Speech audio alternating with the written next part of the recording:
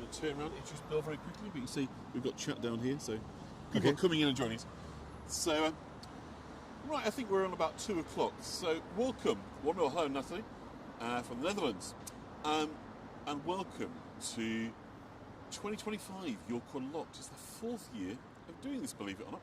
And I'm absolutely delighted that we are kicking off this year's shindig with a trip to a building, hello KCM from Nashville, to a building that is much admired but rarely visited by many in York, and that is the Fishergate Poston Tower. And we've managed to grab not just an expert, but the expert, the preeminent expert of all things relating to Fishergate Poston Tower and much of the walls. I'd like to introduce everybody. This is Bill from the Friends of York Walls, one of the sort of sterling volunteers, the little platoons that keep York's heritage alive and accessible and vivid. So, Bill, can you just tell us very quickly a little bit about Friends of York Walls, and then we'll start to talk about the Fishergate Poston Tower. Right, we're a group of volunteers, mostly retired people, but others as well, and our mission is to educate people about the walls and interest them in its heritage and things associated with it.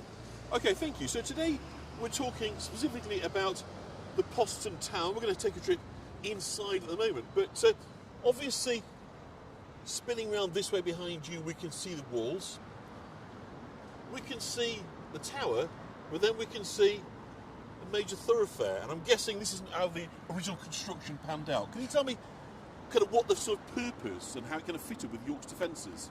Right, well the story starts with the walls on this side really, which are 14th century, so that you're located something about 1350, something like that, and they come down to meet where the tower is now. Yeah. But originally what was there was a wooden tower, because you may not know it, but all the walls were preceded by wooden palisades. Yeah. But gradually they had to be replaced because wood became so ineffective against the growing technology of cannonball fire and so on. So we come round here to this point. This building, Fishergate Poston Tower, is put here in 1504. Its purpose is to be a strong point coming round the walls from Walmgate and overlooking this area here. And the reason for that is that we've got 2 rivers here, Yep. the Foss and then the Ouse next to it, and they are rivers which are piercing into York. So they were regarded as a vulnerability. And this building was put in place to dominate this area and also to be a watchtower to look downstream and see what was coming. And we've got York Castle just over here as well, haven't we? York Castle preceded this area because some of that is Norman and so on. But what you've got is all of this road that you see here at the moment used to be a dam. Yeah. And so Fishergate, the Foss, which is just beyond those railings there. The blue railings, yeah. Yeah, the blue railings. The Foss was dammed right across to here where we're standing, and all of this area to the right was flooded. Yeah. So Fishergate Poston Tower used to have a moat. It had water on this side and just round the corner, and the water was also used to be a moat round Clifford's Tower. Yeah. So It's the same body of water. correct. The Foss came down and it fed water into Clifford's Tower's moat, and it fed the flooding here, and then it spilled over the dam and disappeared and joined the So if Ouse. we'd been stood here 500 years ago, would we be in the water now? You Would we would. be on the banks of the water? Now you'd be on. If you were right here, you would be on the dam. Should we take it inside then? Yeah. So this building here that is now, in fact, appears to be a roadside structure, but actually a waterside structure. Yes. So that side that you see there would have been water, Yeah. and you can see that line of stones there, that it drops. Yeah. It's dropping down because of the slope. So that water would have been around here and so on. So you've got a building, therefore, which had the defence of water on these 2 sides. Yeah. So that would have sloped downwards towards Correct. the water level. Yes. And would the water level be about the same as what it is today, or has that No, significantly changed? it was higher. We are where we're standing at the moment. The dam would have raised it up to just about a foot below where you see it now, because we've looked at the foundations of the building, Yeah. and the foundations go down about a metre and a bit. So it wouldn't have been much less than that. But we've got a building, therefore, which it meant that the dam maintained the level of the water at Yeah. a constant level.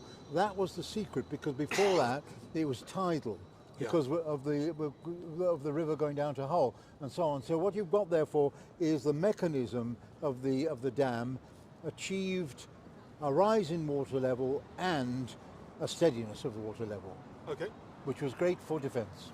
So I suppose being York, the perennial question is, would it have flooded then, this building here? No, it wouldn't have gone inside it. You can notice you were just rising here. And is the archway just passing this is contemporary to the tower as well? The what, sorry? The archway just passing this is contemporary Right, to now the tower? this is called the postern gate. Postern gates were gates which were narrower than the main gates, and the main gates could let a cart through. A postern gate could only let a horse and rider through, but both of them were under control so that a toll could be charged to the entry of goods, and that toll, which was called the muirage, was the source of income to maintain the walls. Yeah. And that was a very important thing, because actually the walls were started in 1250, and 30 years later they were already having to be repaired. The walls will fall down if you don't repair them. Yeah. So actually constant attention to them is needed, and that has been needed for the last 800 years. And I'm right in thinking, was it the Archbishop who was responsible for the maintenance of the walls? In parts. In parts? Yeah, most of it was the area over the river was owned by an archbishop, Yeah. And that meant that area had to be looked after by him. Yeah. But the rest of the walls were in sections, sometimes owned by the landowners next to them, and that was a source of a problem, because they didn't look after them, and eventually they were unified under the corporation. That's right. I've had a nice chat with your colleague. Okay, so we're in the, floor Oh yeah. about, 1 minute, I'm just being sorry, filmed. you carry on there, don't carry on. So we're in the ground floor. Can you tell us then a bit about this space? What would have Yeah. it been So used for? How it's constructed? right. So what you're in the area which would have been where the guards were for the building. It would have it had a fireplace which is behind you there. Yep. So warming- yeah, that's right. So keep warm in the evenings, yeah. some attention to their physical needs, and then it had a secure door, Yeah. and then this spiral staircase leading up to other floors. And would this be a kind of permanent kind of garrison guard here? Yes, initially, when it was first built in 1504, this had soldiers in it. And that was because the times were still regarded as very risky for cities like York. Only 30 years before there'd been a major rebellion which had led to an assault on York. So they were frightened. You will be able to see the daylight if you look straight up to the top. So York is is under peril at this stage. Well, in the 16th century, they were still worried about attack. Yeah. So this would have had a very military ethos to it. Then gradually, over that century, things settled down. You remember, it was the century of Henry VIII and Elizabeth, both of whom were ferocious people to put down rebellion. And therefore, the skirmishes which had become so common to the previous century, attacking places like York, didn't happen. Gradually then, this building became less required for military purpose. And instead, it had officers of the corporation in, and their duty was to collect the tolls that I told you about outside, the muirage. So it evolved from military to officers, and then we know that later it was actually lived in, it was rented to people as a place to live in. Okay. And we know that because in 1842 we've got the record of somebody called William Swan actually being born in this building. Oh, really? From a bricklayer. Wow. pretty cold and drafty, you think, to have lived here? Say again? Pretty cold and drafty, not the most comfortable Well, place. remember, there's a fire on this floor. Yeah. There's a fire on the next floor up. Yeah. So actually, you could make part of the building comfortable. Yeah. So you've got a little model here, and obviously we're going to go upstairs and explore, but it's got a useful way of getting a sense of... So the staircase, in essence, is kind of the central structure, isn't it? Is what, sorry? The staircase is the sort of essential structure at the centre of the tower. Well, it was an essential part of the building, Yeah. but they put it inside the wall, the thickness of the walls, for security. So actually, it is a key function. It's not in the centre, as it happens to be at on the south end. Yeah. And they widened the wall especially to encase it, and that means that it was part of the security of the building. That if you lost the ground floor, you could make your way up the stairs, defending as much as you can until help arrived. Yeah. Shall we see how we can get on, getting up these Sure. stairs? So again, it's very, very... Am I leading? Obviously, it is very narrow, which is obviously characteristic, but presumably quite good if you're being attacked. Narrow, sort of confined spaces. That is deliberate. Yeah. So, in fact, you'll find that the spiral, the way it spirals, means that if I'm retreating upwards, my right hand is free, and anybody coming to Are we free to go out? defendable. Defendable. So the ability to sort of swing a weapon is much compromised, isn't it? I say your ability to swing a sword in there or an axe is much compromised. Certainly, your attackers would be at a disadvantage. Yeah. That was the point. So you're in the first floor now, and structurally, the main feature is this Tudor toilet entrance here. Yeah. And if you want to make your way in there, you'll see what I mean. So we'll just wait for these folks to come up. But Okay, sure. so how common were toilets in the Tudor era? Well, Clifford Towers got them. All buildings had to have, of any status, needed to have something like this. They were generally projections from the building, Yeah. and then your plumbing was gravity. So here we are, guys. We are taking you to all those glamorous places in York. And here we are. And you can see. So is this a guardrobe or is it a guardrobe? Yeah. Something else? Yeah, a guardrobe. It's a French word meaning actually looking after, a place that looks after clothes, but it got appropriated by the British into meaning basically a privy. Yes, yes. We do like to find these more delicate terms, don't we? Yeah. to describe. So obviously that would have gone, without going into too much detail, that's going down into the water below, Correct. isn't it? Yeah. That's right. So there's no control at this period of time between, if you like, No. clean water and polluted water. No. No, and that's the kind of problem, isn't it? That promotes some disease and so Yeah, forth. if you think, yeah, I mean, if you think of the streets where they didn't have sewers at all. Yeah. The Romans had sewers, but the medieval people didn't. Yeah, and of course you've got horses and so forth doing their business all over the place as well. So the smell, absolutely, and pretty cold as well. Again, you don't want to linger, would you? As you might say. Would they have had a seat on there? Do you know, or is it? Yes. There would have been a wooden seat. A wooden seat, but okay. there would have been no heating. I see. So obviously we've got windows here, but I'm guessing there wouldn't have been glass. Would have been shutters. What would have been the Yes, original way of- shutters. Yeah. Shutters. So there would have been no glazing at all. Well, with this, or this was not. Remember, this is not necessarily a prestige building. No. What it is a building meant to be secure. it's a functional building. Yeah, and all it was going to have in it, they thought, was soldiers. Yeah. And you keep soldiers relatively warm, but you don't want too many frills. Yeah. So light the glazing it wouldn't have been a priority. Yeah. You're looking at what you're looking at the moment in these marks on the walls, these cavities. Yeah. Now, these are one of the puzzles of the building, but there is a leading theory. There is a record of somebody coming to Fishergate Boston Tower in the early 18th century and saying that it was being used for dancing, and that on the first floor was being used for dancing where we are now. Okay. And that it had a gallery. Right. And the musicians were in the gallery. So what we've got to imagine is that there wasn't a closed floor above us. Right, What there would have been would be a gallery going round one side, and the musicians' music therefore coming down for the dancers below. And these would probably have had corbels in it. Now, a corbel is a block of stone that comes out and something can rest on it. Yeah. So the corbel came out, and then an angled piece of wood would have gone up to hold the gallery in place where the minstrels were. Fine. So if that's to be credited, that would be an explanation. They don't seem to have any relationship to the one on the other side.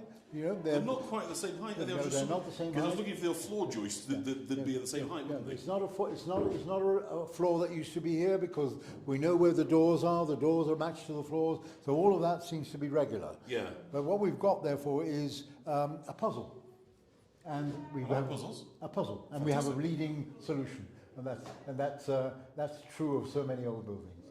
So it's only really that perhaps some detective work on historical sources might one day reveal a letter or something that perhaps gives us a clue as to... Maybe, yeah. Maybe, yeah. So it's one of those things that somebody could do some work on. If there's anybody out there, you know, anxious to do a bit of research work, then solve the puzzle. There's a very narrow and focused PhD there, isn't there? So what have we got a recess here? Yes. Is that simply a storage cupboard? What do we know about the... Well... this is another one we don't know the reason for. It has a matter of interest for us in that it is showing us what the interior of the walls are like. Yeah. In other words, they are filled with stone. Yeah. Rough cast stone. It's not finished. No. But it is stone. It isn't just sand and rubble. Part of the fact that the building was meant to be robust. Yeah. And impervious to cannon attack and cannonball attack and so on. The purpose of this particular store we don't know, and therefore it's guesswork. Okay, should we head up to that Yeah, final sure. floor? Yep. And then I can leave you to go. So again, we've got little chalk marks here. Yes, and therefore we're logging those and making them available online. Oh, I see. Yes, I mean we've come across Mason's marks on tours before, which of course is like. Yeah. Well, digital autograph, like a logo almost, isn't it, of the people involved in creating, casting the original stone. This really is a fabulous building. Oh.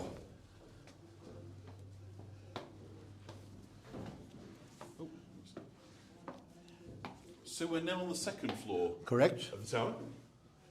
Right, what you've got in here is, first of all, the product of this display cabinet to my right here is the findings from the archaeological excavation that we did on the ground floor in order to bring electricity into the building. So what you've got along the front edge here is the fragments we found. The prize, by the way, is what you're just coming to, is this comb. You see the photograph behind there, that comb? That is the actual comb. It can't be in this environment because it's too damp. Yeah. Because that is ivory. Yeah. And it dates from about 1610. Wow. And it was found on the ground floor here.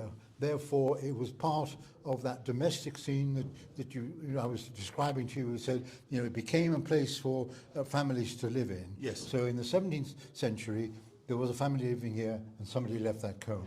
And we've done a reproduction of it there. You see that? Yep. That one there next to the figure 9.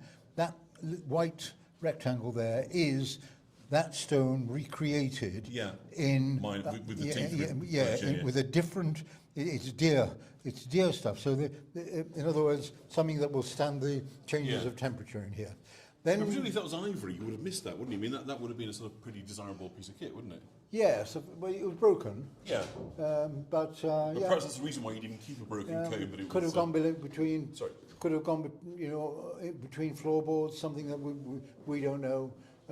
It was encased in earth, so it was in an earth layer. Yeah. So it might well have been tipped. Who knows? Now, as you go down that end, you're going to Roman stuff. So in that trench downstairs, we discovered 2,000 years worth of pottery. And this end down here is the fragments in front of what we found. Yeah. Those are replicas made by... Giving a sense of what it's likely they've come from. Yes. So just to be clear, folks, the bits I'm showing you here are reproductions to give us a sense of what the very, very skilled archaeologists can work out, presumably the gradients and the curve and In fact, it's quite interesting that from a little fragment like that, if you look at number 1, that little fragment in front of the figure 1 is what we found. Yeah. But that is enough for an expert to give you the whole ball. But presumably they've found so many bits like this over the years, Correct. they could just go, yeah, I know exactly what that is. Yeah, and it was repeat work, you see. It wasn't one-offs. Yeah. And consequently, because it was done in a mould, you know from other sources what it was like and so on. Then on this side, this is a different, this is a display showing a timeline from Romans to current age of the wall. So this is information about the wall. Yeah. And it is a design done by one of the friends of York Walls when we first opened. And we are in the process of doing some updates of that. I've got an example if you'd like to see it. This is what the designer has come up with for this section on my left. So one of the things we're doing is we're consulting the public as we go and say, right, what do you think about changing from that to this? We have been gathering that information now for about a year. Fabulous. So, I mean, public education is a really important part of what you're doing then, isn't it, as an organisation? Listen, it's fabulous. Thank you so much for taking the time. Unfortunately, we're going to dash off because we've got other places to be. But, I mean, it's just magnificent. If people are interested, is there a way they can contribute to the support of the work that you do? Would we be interested in, I mean, if any volunteers want to help us out, you can help out opening the building or you can help out in our research work. Yep, and also make financial contributions? You can do. Oh, yes. We depend on people's donations on the ground floor or really through our website. Perfect. Thank you so much for giving me the microphone. I'll make my way down and say thank you so much for being with us today. A real pleasure. Thank you. Bye-bye. What a great start, really. I shall try and now get down these stairs without doing myself an injury, because it is pretty darn narrow and amazing as well that the 4G holds up so well in this. So I do hope that you are able to get down we go. Claustrophobia or any issues with small spaces, you might want to think carefully about coming in here. So I'll just pull that down and off we go. So I thought that was a great place to start for us today. So I think what we're going to do now is we're going to head over to the Post All Saints Church on Pavement. So gosh, what a good start. So let me. Can you believe, by the way, that this is year 4 that we're doing this? So for those that may be joining us, so welcome if you haven't joined a live stream before. This is the official York Unlocked live stream, and York Unlocked opens the kind of most interesting, significant buildings in York. Not perhaps the one right in front of us, but it's a kind of completely free to members of the public, and it's a weekend festival, which is on today and tomorrow. It allows kind of residents and visitors to see kind of York in a new way. It exists as charity, I believe, to educate and to inspire a love of architecture, which I think is a very kind of noble thing. And of course, York is blessed with very many kind of fine buildings, and of course, buildings from different eras. And some buildings permanent, some temporary, like the Spark in front of us. Controversial to some, but an absolute asset and delight for many others. It is a series of former shipping containers that have been converted into indoor market and sort of start-up spaces for creative business. I like it a lot. Some less so, but it's nice that York can evolve and things that can be not permanent, because nothing's permanent, is it? But buildings that have been here for hundreds of years, others that are a bit more ephemeral, that are kind of passing through, like Spark, not intended to be permanent, but nonetheless can have a very kind of profound impact on the city while they're here. So, as I say, it's been running since 2022, has as York Unlocked. I've actually been involved since the first year. This is my kind of 4th year of doing this. And it offers opportunity for those that can't be here today, either because your location or because perhaps you're not as mobile as you once were. So I think it's important to give people the opportunity to be able to take part in York's rich cultural calendar. So whether you're local or far away, you're very welcome joining us today. So we're going to be arriving at the next property shortly. If you've not been on a kind of live stream before, you may have noticed the chat, the text, the kind of commentary that's kind of running on my screen. It's on the left-hand side. It could be on your right-hand side or below, depending on how you're watching this. Do feel free to join in. So say hello, announce yourself, say your name, or just say hi, little wavy icon, and you'll find the folk on here kind of very friendly bunch. If you want to ask me any questions, during my coming to York, then do feel free to do so. I can't guarantee that I'll see them. Prism has a big ego, because it keeps flashing its logo up. So I can't guarantee that I'll see all of them immediately, but if you're persistent, I will do my best to answer any questions that you have, and or just say hi. So type your comment in if you don't kind of know. Press the send button. I think it's a blue arrow. I think, and so if you've got any other guest speakers, if you've got any questions for them, let me know, and we'll put any questions that you have. So York Unlocked, the brainchild of a lady called Kathy King, who's been on this stream before. We might bump into her today, you never know. And I first met her back in 2022 when I was live streaming with Hago, so that's how far back it goes. The first year was on Hago. Thereafter, of course, on my channel in collaboration with York Unlocked. And Kathy's kind of worked tirelessly to make with others to make this a huge success. So I've been kind of delighted to get involved at the ground floor, as you might say, of this project. And I've visited over 40 properties now on the various live streams. And the next one is one we've not been to before. So for the live stream, I always try and take us to a place we've not been to before.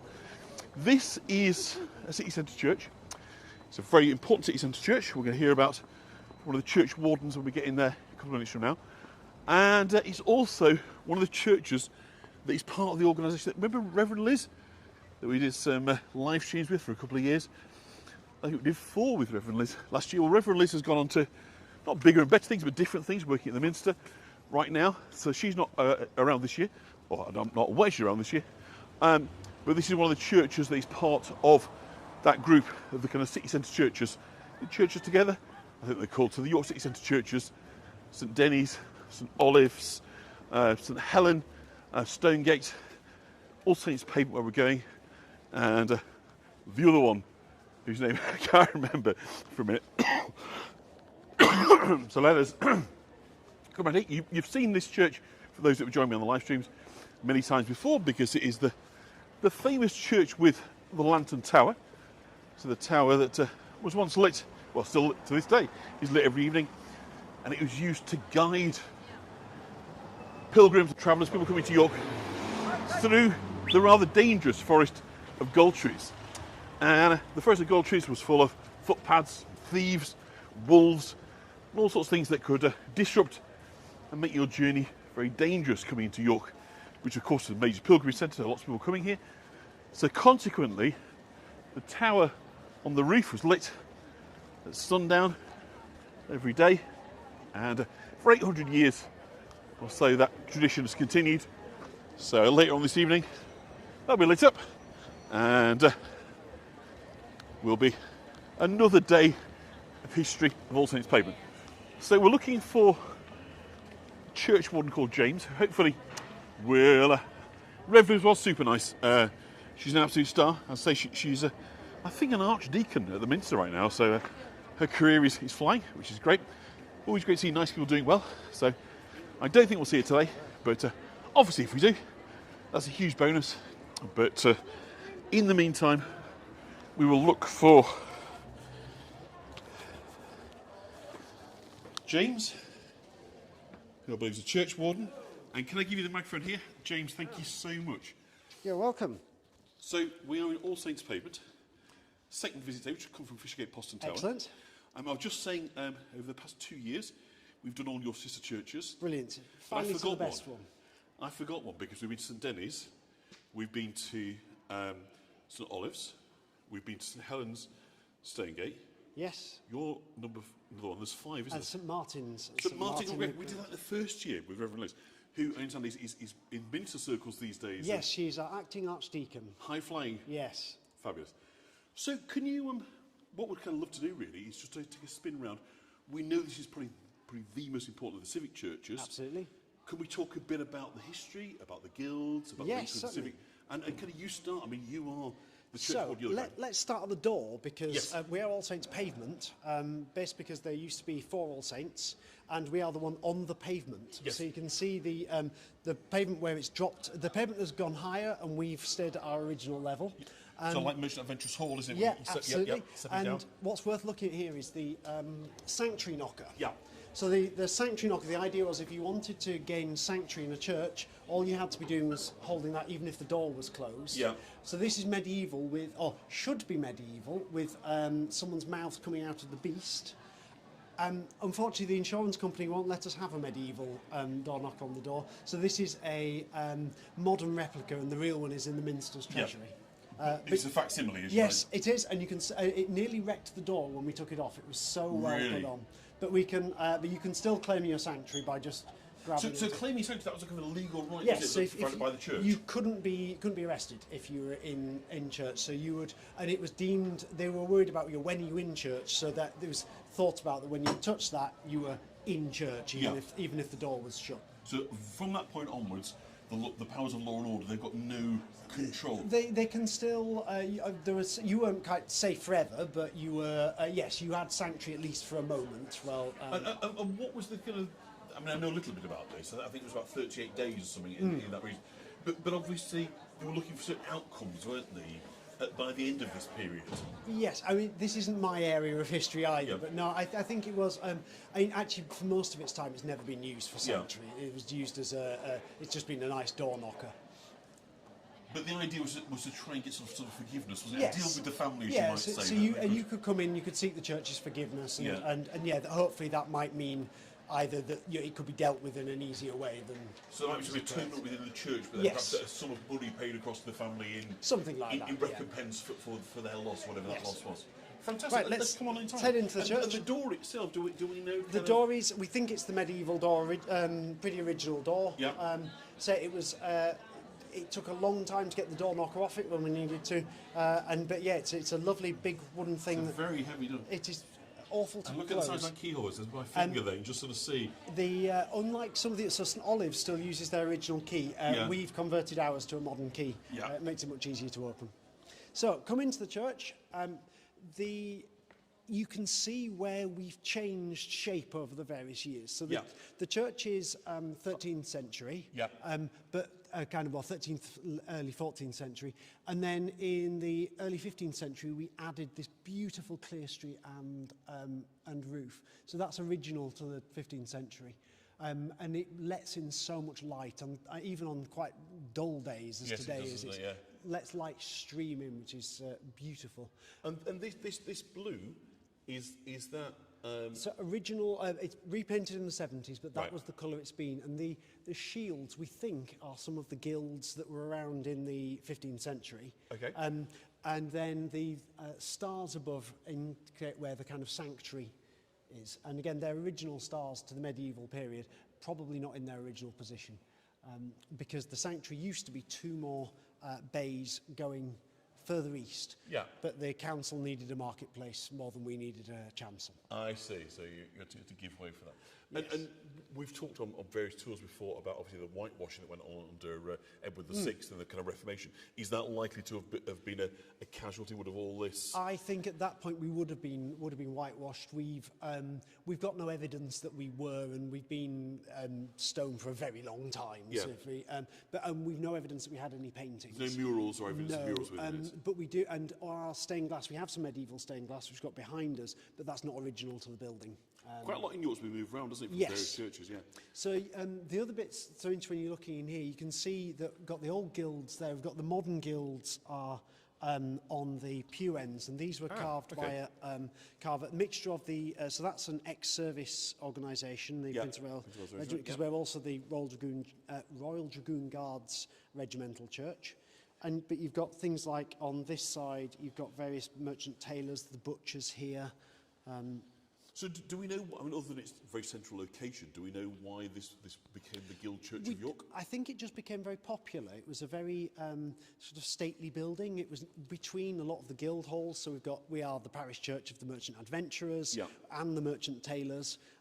So it became the place to be seen. So it would have attracted a lot of beneficiaries and being this sort of central, absolutely, one city lots church. of Lord Mayors as well. Our Lord Mayoral boards are packed, so they've got them in the corners, and we've also got St Crooks's Lord Mayoral boards now because they're merged with us. These are so telling us who, like this in the corner. If the Lord Mayor belonged to your parish, that was quite an honour. Yeah. So you would have your you'd have your Lord Mayor put on there, and then and so we've got 4 of these boards. So is it 30 or so Lord Mayors, you say?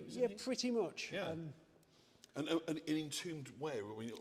Now, do we know? Various bits outside. No church in York is allowed to have any burials for about the last 200 years. Yeah. So, but some would have been in here, some would have been outside, and some would have been now where shops are. Yeah. Because that's where our church. So the church grounds have been hemmed in somewhat. Absolutely. By the all that's left now is this bit of and the pocket park just over the street there. That's also would have been our churchyard. Yeah.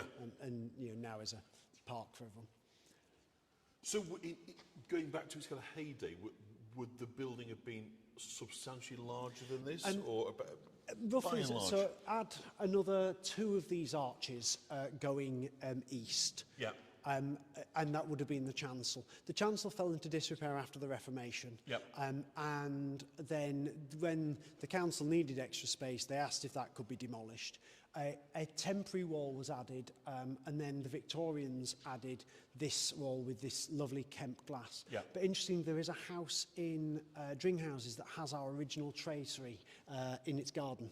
So the I know. I live very nearby. Yeah, so the tracery from that is our east window. I didn't know that was from me. I was from the Minster. We've never felt to ask for it back, but Yeah. we don't. He was a need it history yet. professor, wasn't it? Yeah, He's died now, but that was original. And we have photos of that east window. But we've walked past this on tours. Yeah. the pulpit, really worth telling you about Yeah, what was stood next to it. From 1634, Yep. built on just on Wormgate and Really? the street. We didn't pay the bill for 3 years, so we think we had a bit of an argument over who was whether we liked it or not. Charles Wesley preached from the pulpit when he was in York. Really? And it's got a biblical phrase on it, beautiful sounding board, so that you didn't need amplification before So you had amplification. at the top there. Yes, so That's what that does, is it? the idea of that was it would help the preacher project Yeah. when you're already still quite high up. Still used most Sundays, unless the preacher has vertigo. Now then, which is it?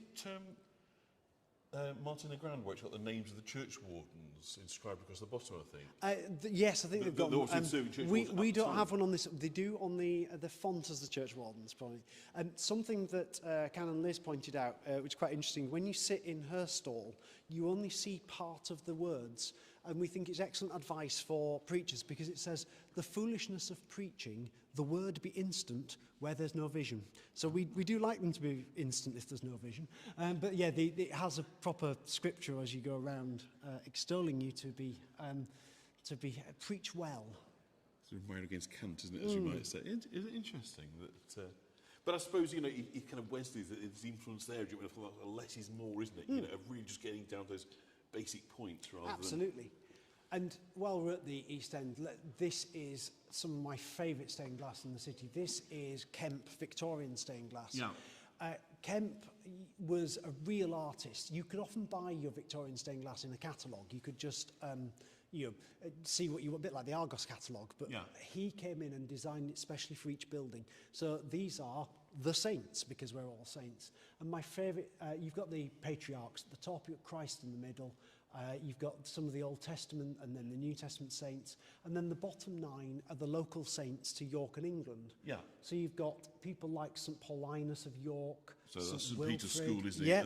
And the founding of the Minster in Absolutely. 1627. Yeah. And you've got St William of York, St Yeah. Cuthbert, the Venerable Bede. And then in the middle you've got the English saints, St George, St Alban and St Oswald.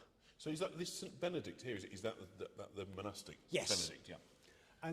And then this, he designed 4 windows for the church, these 3. And this one at the side is dedicated to Mary Ann Craven, the chocolatier. Oh, that's right, yeah, because we talked about her a her couple of years back. chocolate factory was where Coppergate and the Viking Centre is now. Very near here, wasn't it? Yeah. And she, famous kind of matriarch of the chocolate. So decided when, in her memory, these are the women of the Bible. So you've got Hannah with Samuel, St Mary with Jesus, and then St Elizabeth with John the Baptist in a wonderful kind of hair shirt, that kind of horsehair that he was famous Now, for there wearing. wasn't there some relic that was associated with John the Yes, Baptist so from here? we had the plate that held the head of John the Baptist. Okay. And it's wonderful, the history says it's been lost. So I imagine it's in a cupboard somewhere, and The one day I will find it, One yes. day you'll come across it, yeah. It's probably what we served the biscuits on. Oh, and would that have been the primary relic that, going back to the 13th, 14th century, York's a major pilgrimage Yes. destination? Is that what they would have come to It would have been. see? It would have been the bit for us to say that we are, we're just as good as the Minster with their relics of St William. We've got actual biblical relics. Yeah. And the Protestant in me would probably tell you that it's probably a lot of nonsense. Yeah. But yes, it was a thing that we were very proud to have. Or you can go elsewhere and see the other tray that Cody said. Yes, yeah. There was enough trays to probably do a dinner service. There's also a link, isn't it, with the merchant tailors who have John the Baptist as their Yes, patron and saint, they isn't still it? come for on John the Baptist Day, they come for their evensong every year. So this would have been a very special link then Absolutely, between the tailors and it was probably something that I'm not sure which came first, whether us having the relic kind of helped them to decide that was theirs, or whether they helped us to get the relic. But we lost the relic in about 1500. Can we have a look at this altarpiece then at the back then? So, this is stone. Most things we've seen so far are carved of wood. It's alabaster. Alabaster, right? Okay. The interesting story behind it, so the surround is alabaster, and Christ glorified in the middle is alabaster. So, is that a natural stone alabaster, or is that a compound? Ooh, that's a question that I would have to look up. But the interesting bit on here is that the statues are not alabaster. Right. They are modern replicas. The alabaster statues were stolen, and replicas were made. The originals have been recovered, but these are of a higher quality, so we decided we'd keep them. Yeah. And it. Do we know who's being depicted? Well, they are the various apostles, but according to church legend, this one in the middle is actually modelled after the rector at the time. Okay. But yes, they are meant to be the various apostles. We've not really got any record of who they're actually meant to, who they are. But that was quite common, wasn't it? There's for people appearing and seeing us windows and various things. Yes, absolutely. And after a lifetime of piety and digging yes, deep, they might be rewarded with. So often, even if it was a saint, it would be modelled on the person who paid for the window, or their mother, or something like that. Well, who knows really what the people look like at the end of the day? And the panelling around here is lovely as well. This is Mouseman of Kilburn. Fantastic. And you always have to point out a mouse if you're doing that. So ours is just under there. You can just... oh, yeah, fantastic. Might be a little bit dark, you can see the... Over this. Isn't that great? Fabulous. We all know about the mouse. Mousy Thompson. Yeah, we've got 8 in church. And I'm looking at this, and we've got Crown's Scourging Whip, so this is the Passion Yes. related we've got here. So All Saints Pavement now is a relatively low church in terms of Church of England churchmanship. Yeah. But as this was done, we were slightly higher up, slightly more Anglo-Catholic than we are now. There's no Stations of the Cross in here, though, is there? No. So we are a prayer book church. We use the 1662 prayer book still for all of our services, which means we tend to be quite traditional, inclusive but traditional in terms of our liturgy. I love that on his work that you can actually see the That's how you can marks tell. still, can't you? That's who he's famous for. Very his rustic, dimpling. isn't it? Absolutely. Yeah. I mean, obviously unbelievably skilled, but at the same time, you can see his hands on the work, can't you? It's beautiful. We've a few pieces of his. We've got the panelling, we've got some of the litany desks that have got mice, and the organ case from the 1960s. I noticed it's unusual.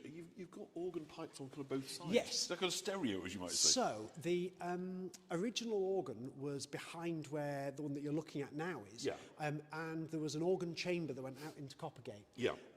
When buses started going down Coppergate, again, the council decided that they needed a bit wider, so they demolished our chamber, and the council paid for this Wood Wordsworth organ in the 1960s, designed by Francis Jackson, the Minster organist at the time.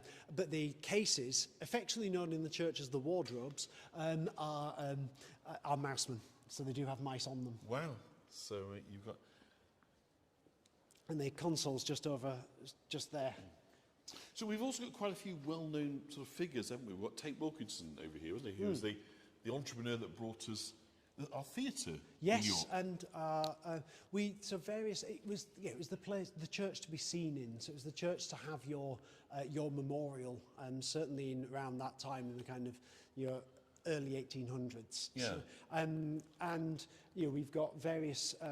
That one we've got the William Etty over there. William Etty is over on this side. I think the lovely thing about Tate Wilkinson is he's a sort of delightful chancer that realises if he gets royal put into the name, people pay Absolutely. more to come along. So he's a kind of Barnum Subthumper, isn't he? So that one, which one of those is the Etty one? The Etty one's that there, one, sorry, yes, that one. So William Etty, obviously, who is most well known these days, rather than an artist, as the chap who was instrumental in saving the city walls. Yes, so these are John Etty and John Matthew and Esther. Yep.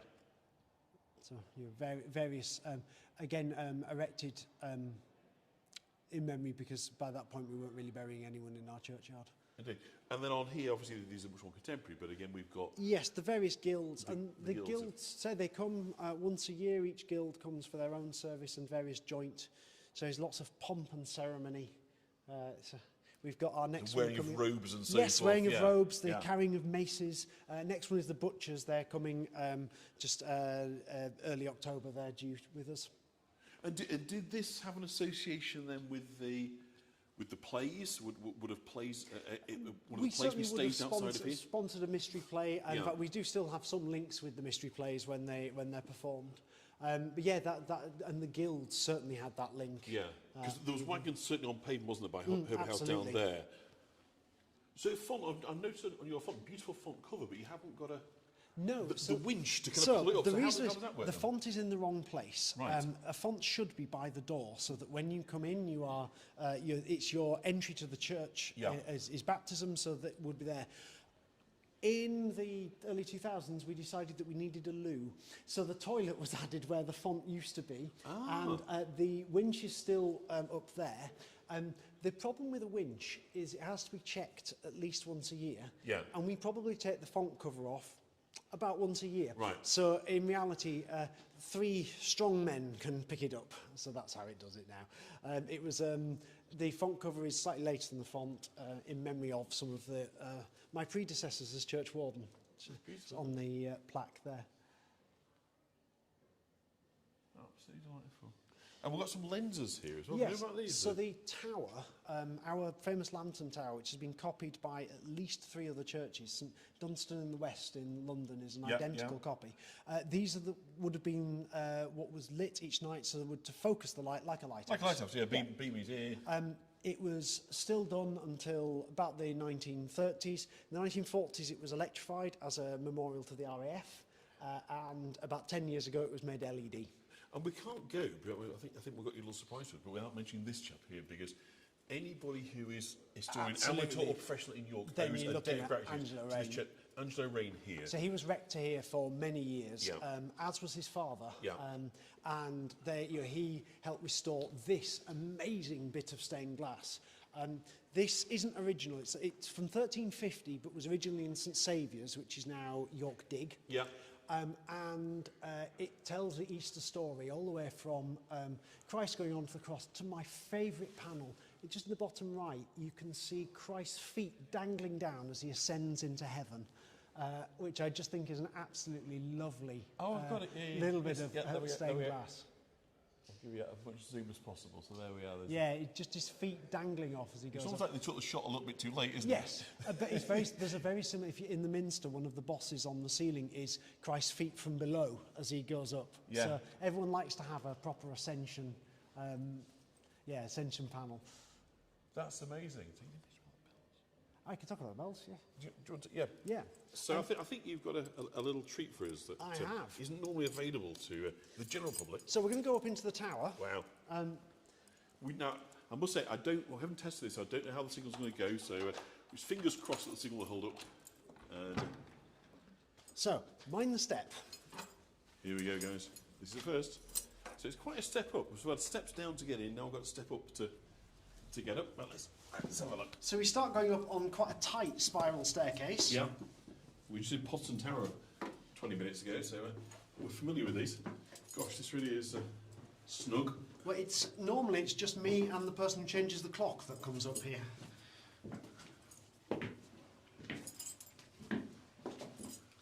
So I've just done a very similar one for 360 tour in St Olave's Church, going right up to the top of the tower. So that's going to be available for you to have a look at soon. So hopefully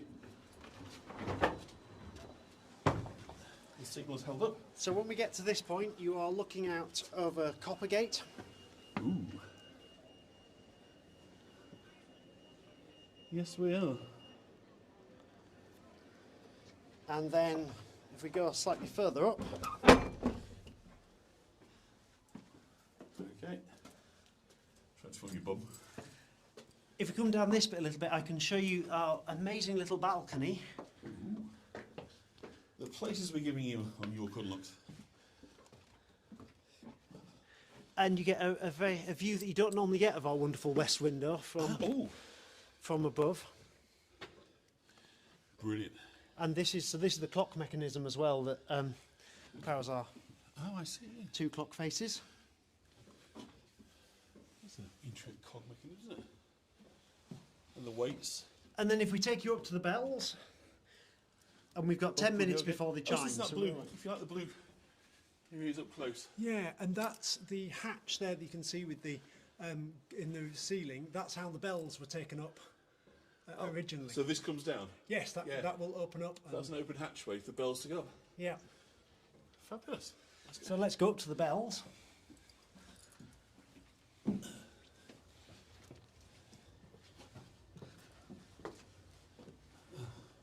It's buffering, but hopefully by the time we get to the top.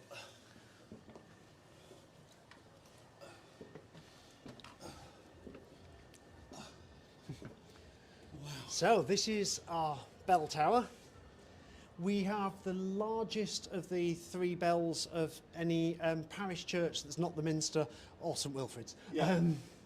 They are still chimed as part of the clock, and they're still rung every Sunday. They no longer swing properly. They're chimed rather than swung. Yeah.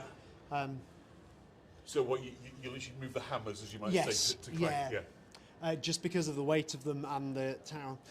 You can see, if we look just up to the ceiling, you've got a mixture of medieval and brand new woodwork. Wow. In 2020, we realised that the medieval beams you can see were no longer attached to anything. And so our amazing team of architects and builders created a wooden floor that goes above it and also holds the medieval wood in place. Amazing. And you get a lovely view of the church roof from here, and starting to go out over onto Through it.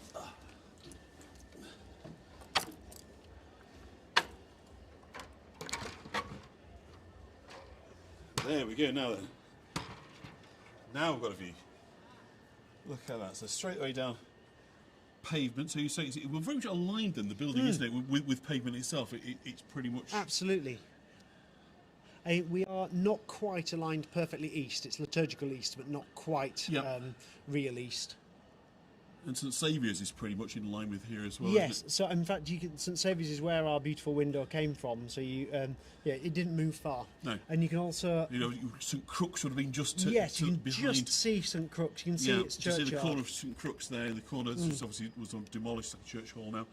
So it was seriously over-churched, wasn't it, York? Absolutely. Well, there's that phrase of there's a church for every Sunday and a pub for every day. Yeah.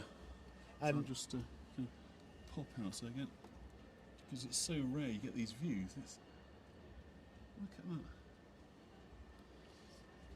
This is about as high as we can get without having to go through the... That's absolutely perfect. But perhaps another time we'll bring you up to the very top, because the views are absolutely stunning. You can see wolds, moors, dales, pretty much everything from up there. It is amazing. So I mean, pretty much this is going to be the original stonework, isn't it? I mean, Absolutely. obviously patched with a little bit of replacement stone here and there. But Yes, in fact, you can see some brand new 2020 stone from where we had to have some But I replacements. mean, in they the really archway. knew what they were doing, didn't they? These medieval builders. Completely.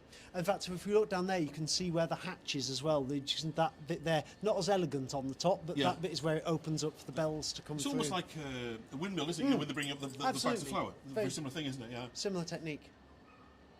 This is awesome. Right, I think we'll start working our way down. Absolutely. Again. Oh God. I love that bell. And how old are the bells? Do we know? They are, I think, from about 1650, maybe a little bit older. They are, but they are our original three. Sarah, it's an absolute pleasure to go up these stairs. Going down them, slightly less so, it has to be said. So, Yes.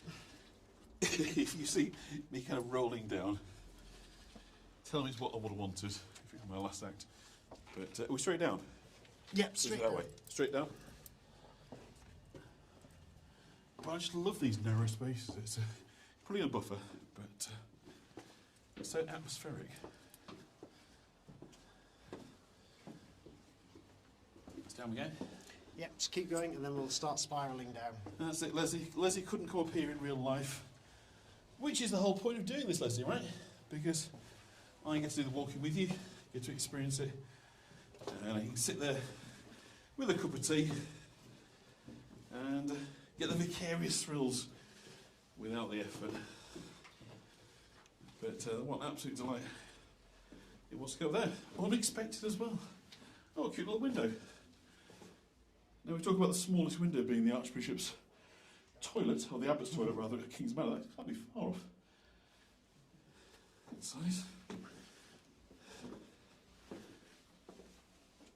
Down we go. It's a beautiful door again at the bottom.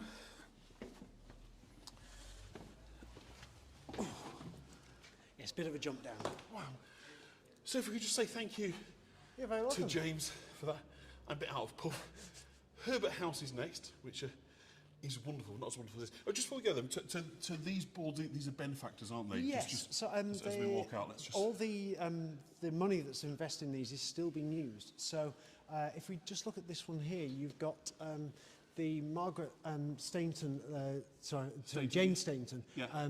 left money for a sermon, and that sermon's still preached every January. Wow.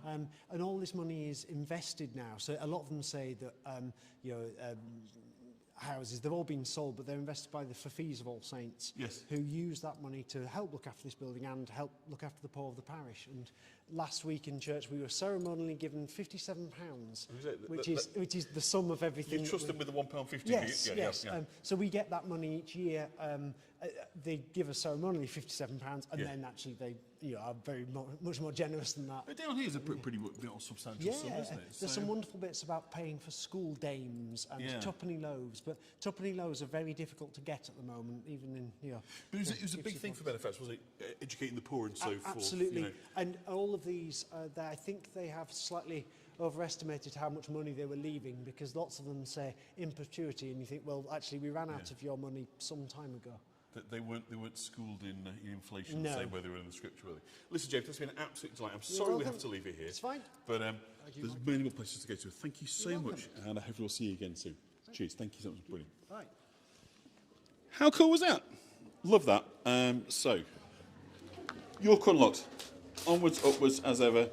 Delights, surprises, and Cheryl, it's not just being brave. I think it's just more, you just see the opportunity to go somewhere, to take you somewhere, and it sort of seems remiss not to do so when the opportunity arrives. So, for those that are English and of an age, call me John Noakes, and I'm sure you'll get that kind of that reference. He was the one that's kind of given the jobs on Blue Peter of going to the places that are a little bit scary, but it gave us these fantastic insights via the medium of TV of what it looks like at the top of Nelson's Column and these sort of places. So I see myself in that kind of tradition. So wasn't he lovely? Really nice guy. We're so fortunate. So we haven't got a guide in the next bit. So depending on how busy it is, we'll spend, I don't know how long we're going to spend it here, but we'll spend as much time as seems appropriate to the building. So we're coming into Herbert House, which again we've seen from the outside many times.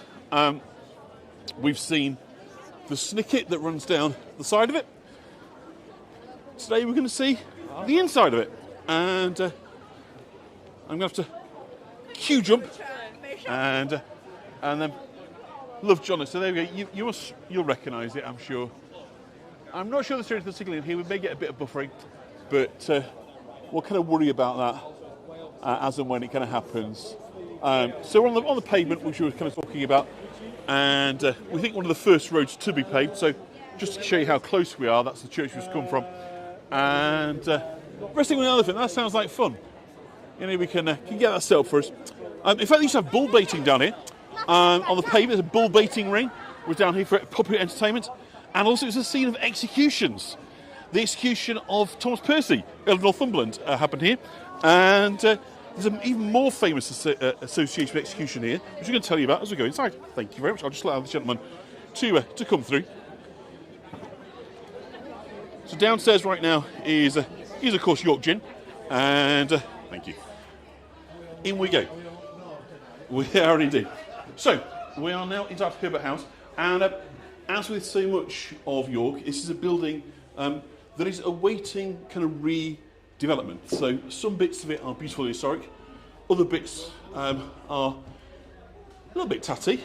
But the fantastic thing, of course, what it does mean is the potential for this building is almost unlimited. One of the fantastic volunteers of York Unlocked gives a wave, and we can see her stood in front of this beautiful wooden wattled wall there, and we've got a nice little plan of York there to give us our orientation, with the Minster right in the middle.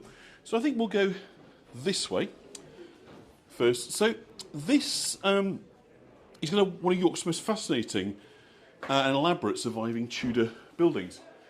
If we look out the window, we're lucky.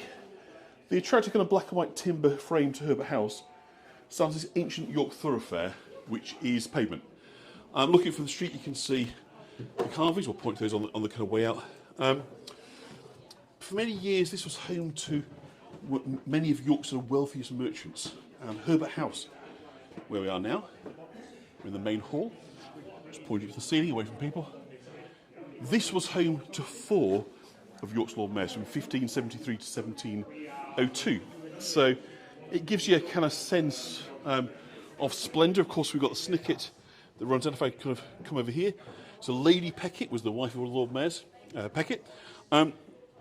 So known to Alice, who was the wife of Lord Mayor of John Peckett in 1702. So we've walked down there a number of times on various tours. So this is the main hall. This is, of course, where they would have dined, socialised, had guests over, and so forth. And the snicket, by the way, provides a link through to Merchant Adventurers Hall. And there's a strong link, as we heard in the previous tour, in All Saints Church, but also this building between the All Saints, between Herbert House and the Merchant Adventurers Hall. So the building was built around 1545 and named for the Herbert family, who were merchants, Lord Mayors of the city.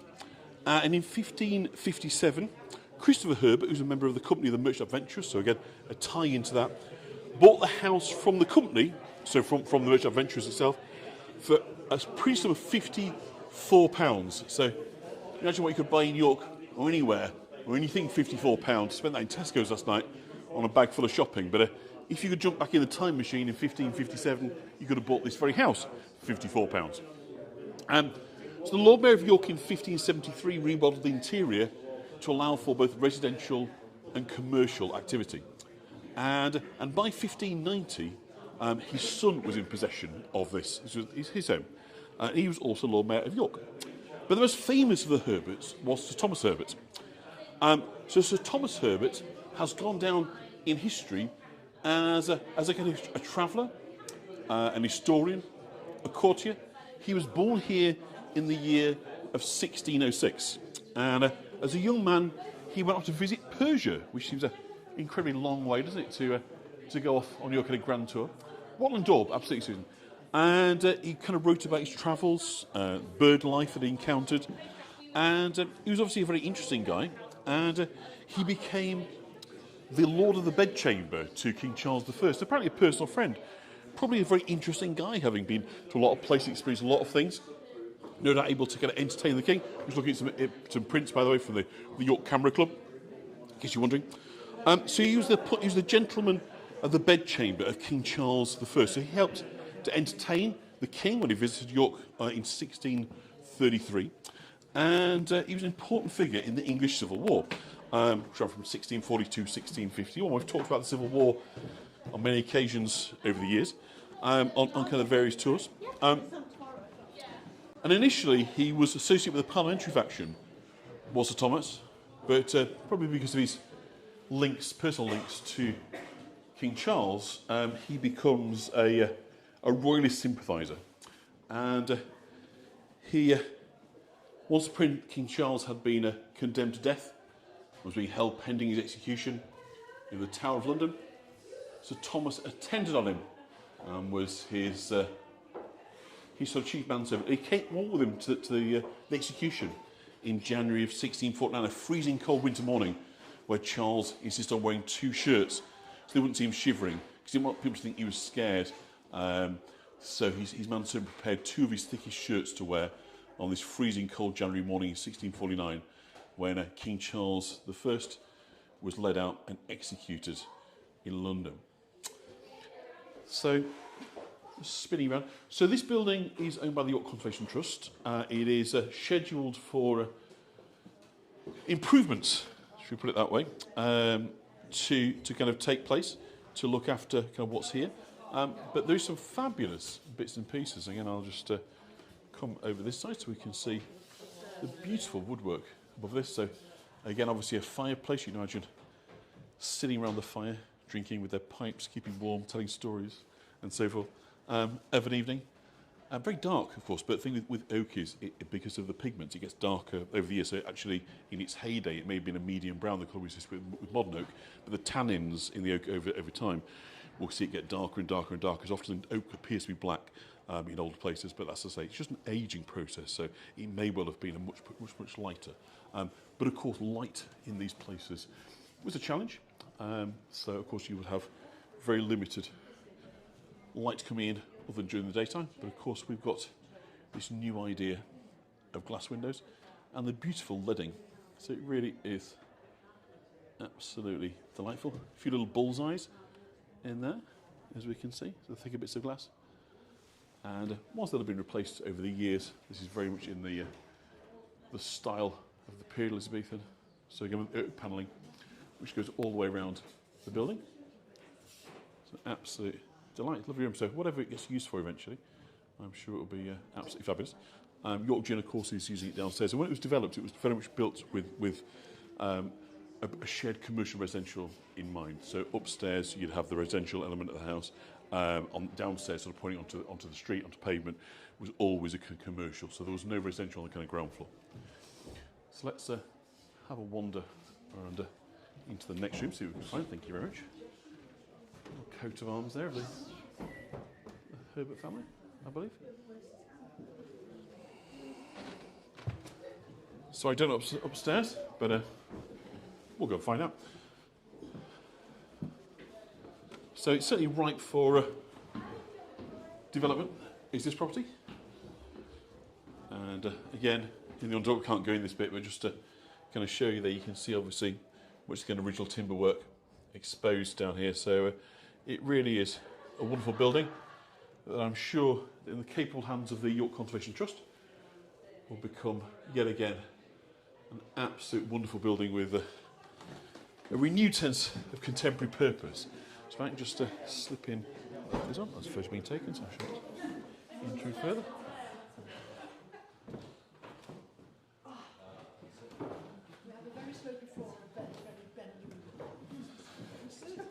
And we'll have a look down here. It's a rabbit warren, as you might say, is this building. So I don't know exactly what's available. There's no entry there. But this one isn't telling us we can't go in, so what's in here? Got the room to ourselves. So again, probably a bedroom, possibly. We're still at the front though, so maybe, who knows what. No expense spent, absolutely, Susan. I think this is sort of building on a very grand scale.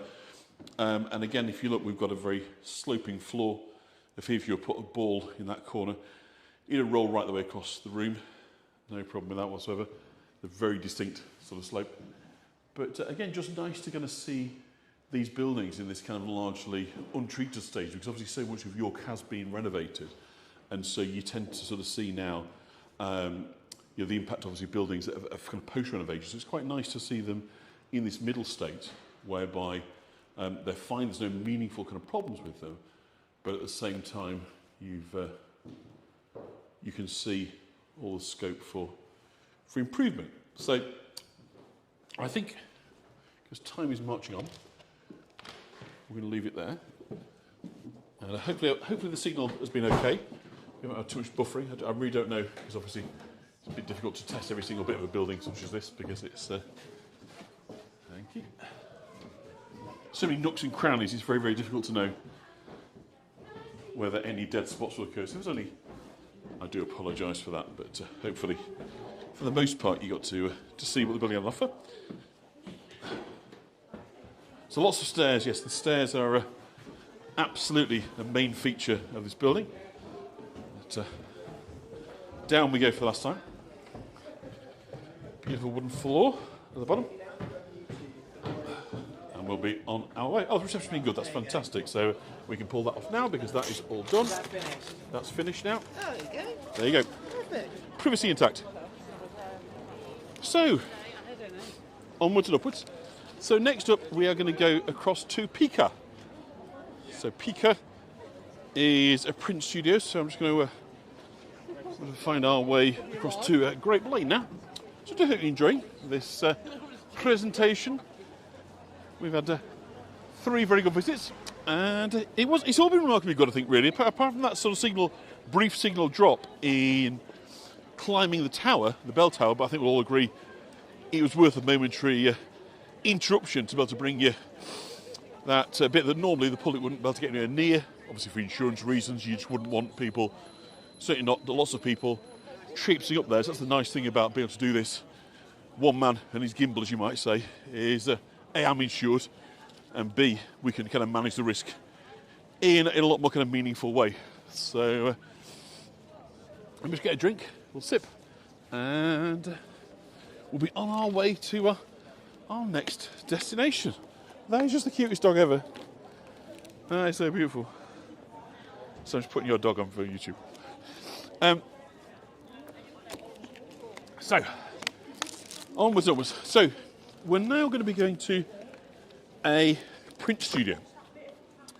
So if you remember last year, we went to the Thin Ice Press. So that was a real kind of pleasure. If you haven't come across that, and by the way, you can, if you go onto my YouTube channel, or if you type in York Unlocked into the YouTube search engine, you should find my playlists. And in 2024, so last year, should be 3 years of content, this being year 4. If you haven't already seen it, do have a look at the York Thin Ice Press. It's a fabulous sort of museum, but also workshop, acting arts project, if you like, of Printworks. So this is in a kind of similar sort of vein, as you might say, and it is known as Pika, spelled P-I-C-A. So it's a print and arts workshop on Grape Lane, and it takes its name from the first typeset book printed in York in the year 1510. So printing has its roots in China, we think, going back to at least the 9th century. But originally it was what they call woodcut printing. So woodcut is like carving. It's a relief printing technique, and the artist carves an image into the surface of a block of wood, typically with gougers, leaving the printing parts level with the surface while removing the non-printing parts. So the areas that the artist cuts away carry no ink. So basically when you run ink over it, you get an imprint. So that's what a woodcut does. And it creates an image that can be reproduced quickly and easily over and over at low cost.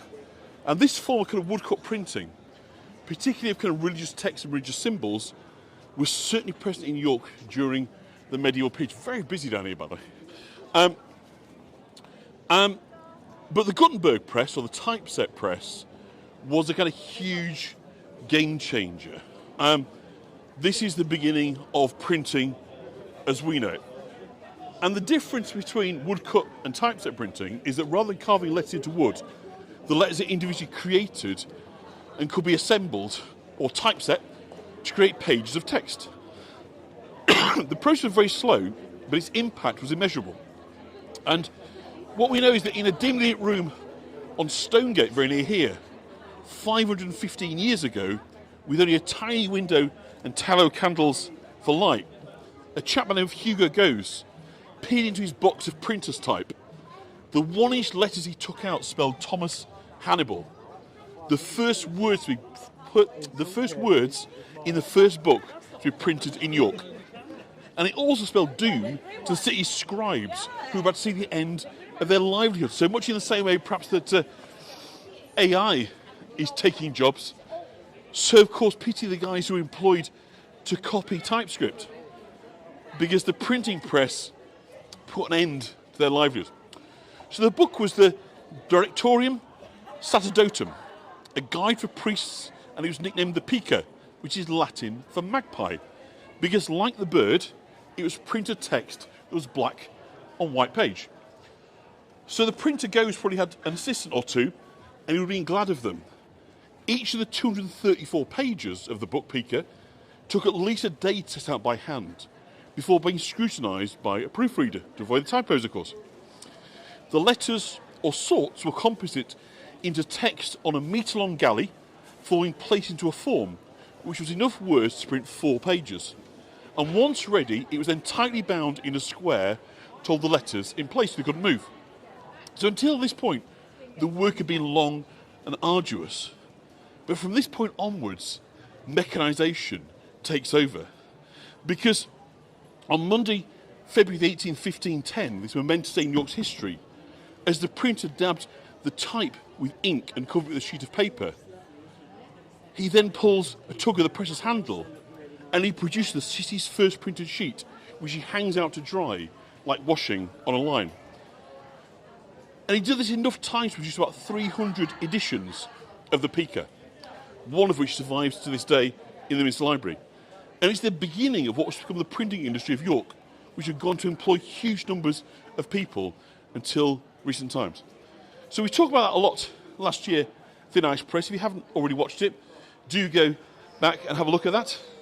But right now, we're going to enter Pica, the artist studio, and hopefully we're going to find some printers, some artisans to chat to, and find out what they're up to. So here we go. So let me just change over. I'll just make sure that hopefully we'll here, which will ensure that we are will be consistent with it. So I can see a gentleman artisan over here who has got for us. Is that an uppercase or a lowercase, sir? That's an uppercase. So may I just give you the microphone? Is that okay? Do you want to go see Rick? Is Rick around? Yeah, sure. Yeah. Yeah, sure. So we're just going to find Rick. Sorry, I was mistaken. I thought I jumped. Is Rick around? Just looking for Rick, yeah. On here. Is Rick through there? Hello, it is. Yeah. Can I? Sorry to interrupt there. Can I come on in? How you doing? Can I ask you to put that mic on, Rick? Oh, yeah, Sorry, of course, let me just yeah. come through here. Oh, see you, George. See you soon. And introduce yourself if you wouldn't mind. Yeah, of course. Yeah, hello. I'm Rick Liptrot. I'm one of the artists here at Pica Studios.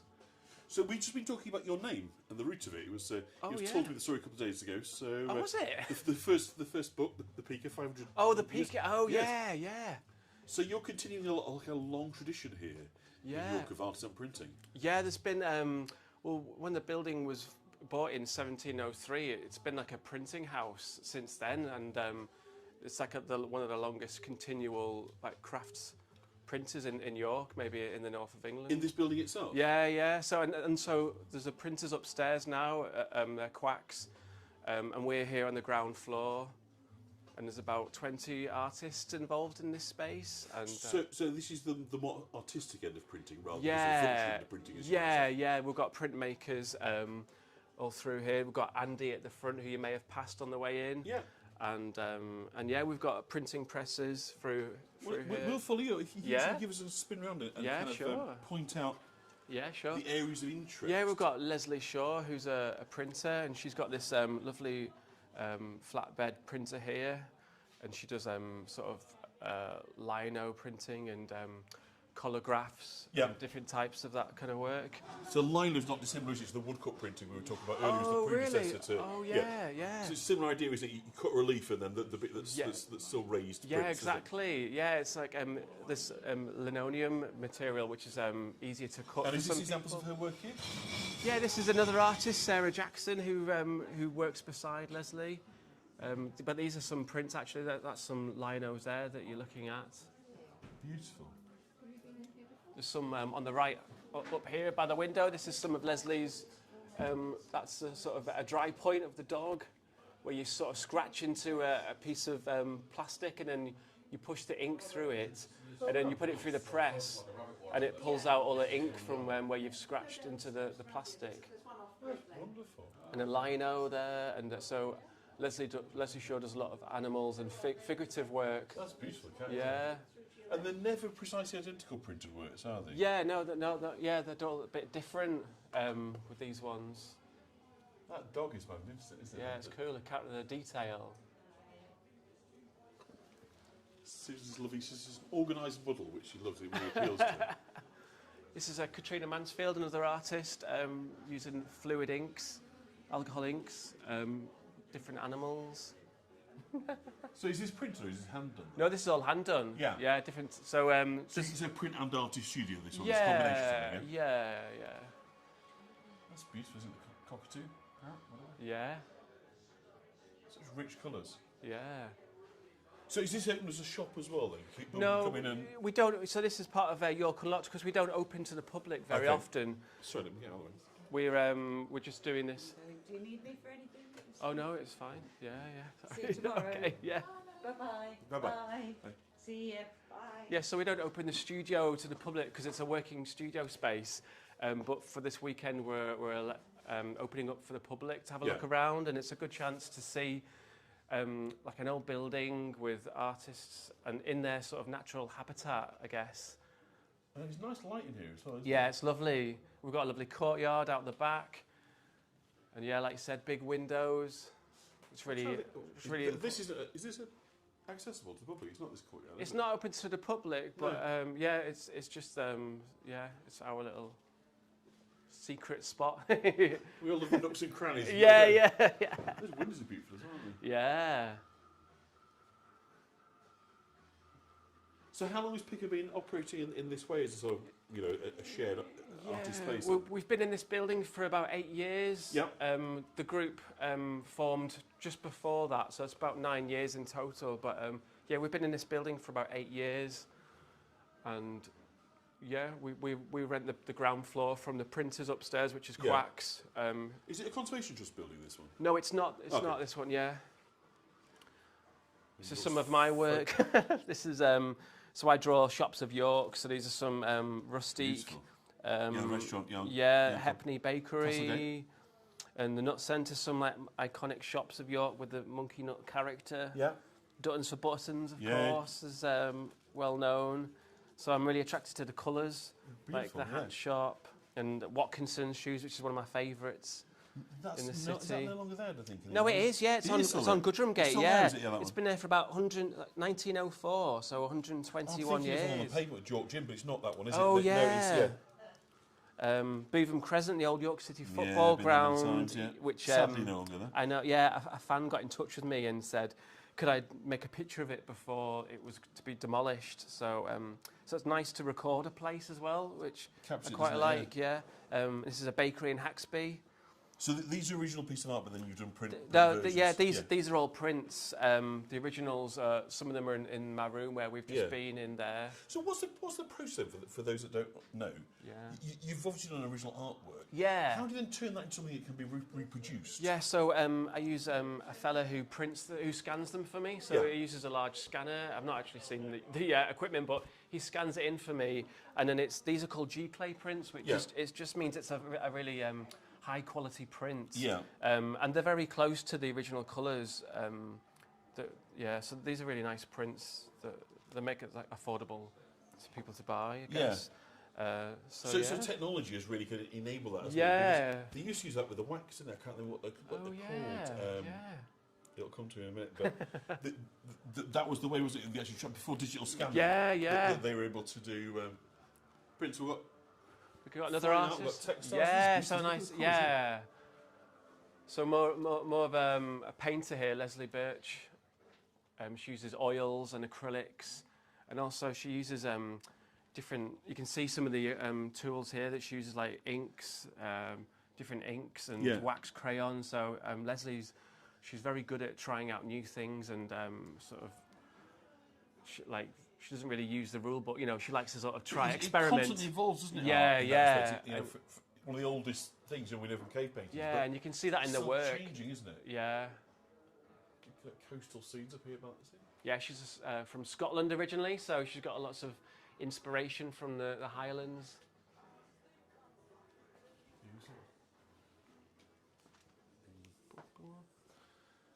This is a nice lit up area. This is another artist, Lou Mason, who's a rag rug maker. Yeah. And Lou makes these really colourful, vibrant rugs. And she like this one is about, I think it's Stamp, about, isn't it? yeah, it's a black penny stamp, which I think was the first stamp, maybe, if I'm right. And so there's a few different rugs that she's made, and these. Yeah, when I came in the other day, she was doing. She Oh, was saying yeah. about Malawi, she just come back. Oh from. yeah, and these are more, I guess, decorative rugs to hang up rather than to have on the floor. But it's all recycled materials. Yeah, isn't it? You know, so exactly, and it's nice to see, the how it's made. Yeah, she pushes it through and then pulls it out again. It's wonderful, isn't it? You know, that takes something that otherwise would be garbage, landfill, Yeah. but then turning it into something that's not only has new life, but it's then got value and aesthetics to it. Yeah, You know, it's, yeah. shows how we can appreciate, doesn't it? You know, Yeah. very less waste, but also really wonderful colours, aren't they? Yeah. But again, she's got great light, hasn't she, here with this? Yeah, it's lovely. with the roof light. Yeah. And this is another it's a ceramicist, Emily Stubbs, who makes these pots and fig and sort of sculptures. It's so unusual, aren't they? Yeah, she uses like a black ink that's poured on top of the pot, and it's used as a sort of a wash, and you can see it, coming through there, and then it's painted. Are over they the top. made separately, and are these sections sort of glued in afterwards? I think she does. Yes, yeah. Because that's very unusual, isn't it? Yeah, and she likes to like sort of make a print, you know, sort of imprint there. Got some nice colours. It's almost a pre-broken crockery for you. Yeah. There's a Japanese style. The company that I used to work with. Yeah. We had a Japanese girls, especially, and this way they break and crack the pottery and they paint gold in the cracks. Yeah, Have you seen those I things? have. Yeah, I've Absolutely forgotten what stunning. they're called. I can't remember either. But again, there's something lovely, isn't there, about an idea of, I know this is purposely done that way, but taking something that's been broken and giving it a new life and a new kind of structure. Yeah. It's wonderfully creative, isn't it? There's a bit behind the scenes. Behind the scenes, Yeah.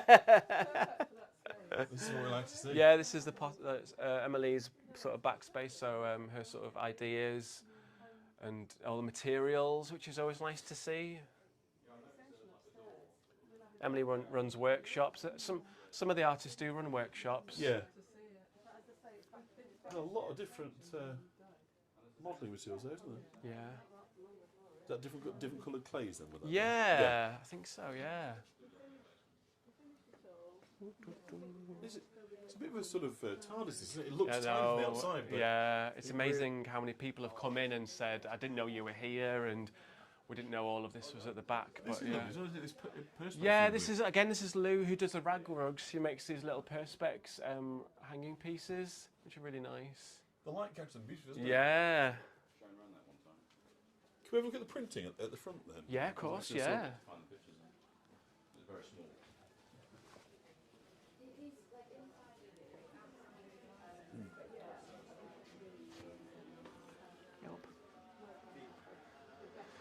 This is a printmaker Andy Wynn's work. It's really nice to see. Andy's got his linos. This is what we were talking about before. Yes. So this is some of the cut out lino after it's been printed. You can see like the incredible detail that he's got. This is using his different tools, which have got different size blades. Yeah, to it's cut gouging out. it out, isn't it? Yeah. Yeah. And then he's got some prints here to show you. Beautiful. Are these for sale? Yeah, these are for sale. Yeah, you can come and buy these, and you can come and see how he makes them on his printing machines. But yeah, and he's got different colours. These are his York ones that he's made. If there's something you want, Leslie, if you let me know, I'll sort it out. Yeah. Sort it later. He's a bit fascinated by mushrooms as well at the moment, so he's done these really cool, larger Yes. lino prints of mushrooms, and he spent a lot of time he's lived in It's wonderful, isn't it? Portugal. These different layers of colours. Yeah. So he's living in Portugal. Oh, so yeah, so he lived in Portugal for a few years, and inspired by the pattern and tiles. Quite Moorish, isn't it? Yeah, The Islamic arts. yeah, A bit William Morris as well, I suppose. yeah. But I love And the the fish on sardines. Yeah, it's cool, isn't it? It's amazing that white really gives the sense of like the glimmering, on the Yeah. scales, isn't it? Yeah, oh, it's more. Beautiful. Yeah. So obviously there's different colours here then. Yeah. Is that been run on once on green, then run on again? Yeah, with exactly. That's how it works. Yeah. Allowing a bit of time to dry in between. Don't know if he's got anything else. Oh, look, he's got some more tiles. It's Beautiful. nice. Yeah. That is absolutely gorgeous. Yeah. So precise as well, isn't I it? know he's very good at the cutting. Well, I am in admiration for the cutting out like that he does.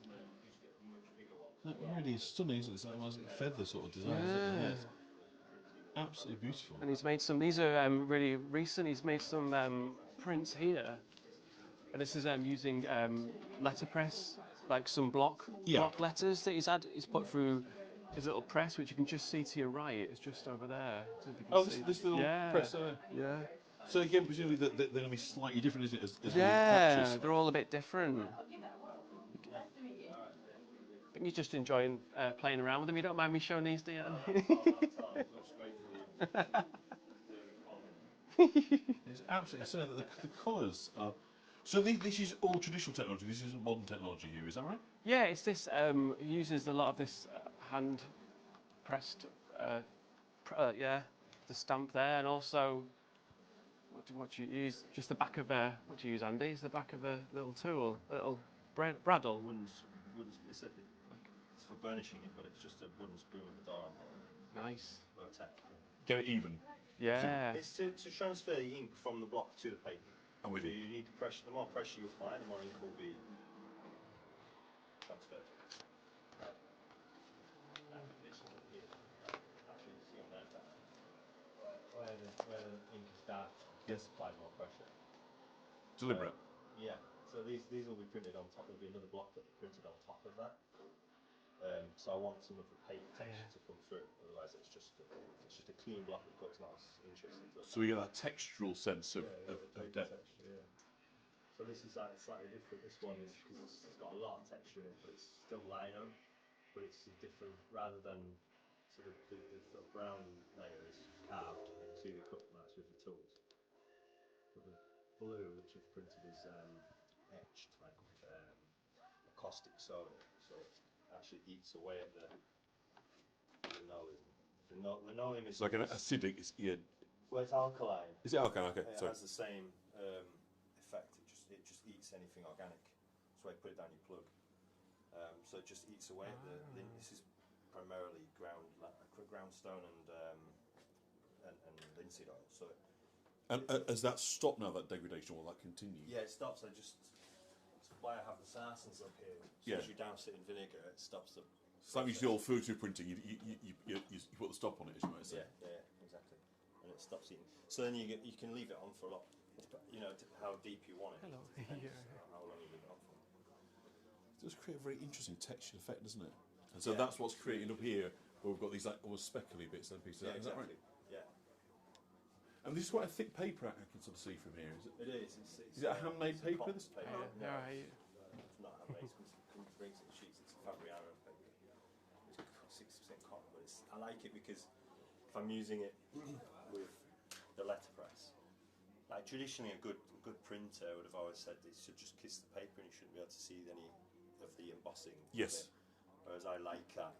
The physical, Yeah, leaving I your like mark, as you might say. squashing it into the paper. So I use the book binding press with the letters to get that nice. And texture. we've got the uppercase letters here, haven't we?